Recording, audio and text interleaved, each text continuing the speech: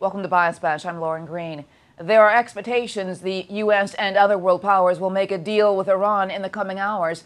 But with all this talk about a deal, what about verification? Here with how the press is covering this developing story is Ellen Ratner, Bureau Chief of Talk Radio News Service and a Fox News contributor. Welcome, Ellen.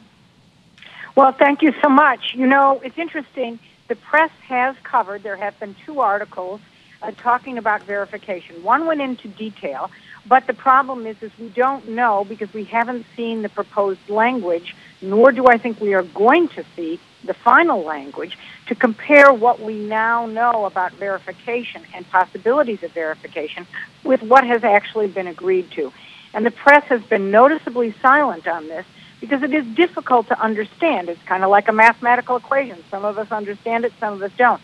But the press's job is to explain it to the American people, to explain what is actually in the deal, so that Americans can make a reasonable choice. Now, the other interesting sort of piece of this is that Frank Gaffney, who a lot of people don't like, he's a right-winger, et cetera, but he wrote an op-ed, and usually his op-eds appear in the Washington Times.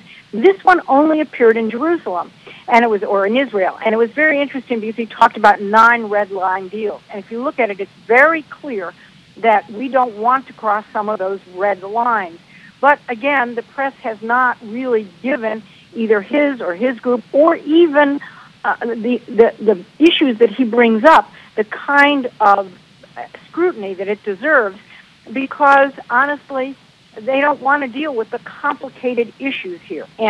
And what we're looking at in terms of verification, to quote somebody that I didn't vote for, Ronald Reagan, trust but verify. Mm-hmm. And that is exactly where the press is letting us down in terms of how we are going to verify this deal. You know, part of that whole idea of verification, though, becomes part of the story is, should journalists be asking more questions about, is Iran negotiating in good faith? I mean, the New York Times had an article today just talking about how there's still the propaganda about America as the great Satan, and that needs to be sort of, put in its place. I mean, should we be talking more about that backstory? Well, I think that is certainly a piece of that. I mean, how do you negotiate with a group that says, with a country that says we're the great Satan? Well, maybe you do. I mean, I interviewed Shimon Peres once, and he said you have to negotiate with your enemies. Well, that's fine.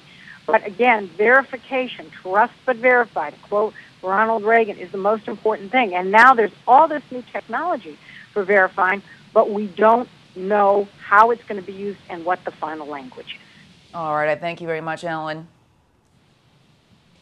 You want to hear more media analysis on this topic? Catch Media Buzz with Howard Kurtz Sundays at 11 a.m. Eastern and again at 5 p.m. Eastern on the Fox News Channel. I'm Lauren Green, and thanks for watching.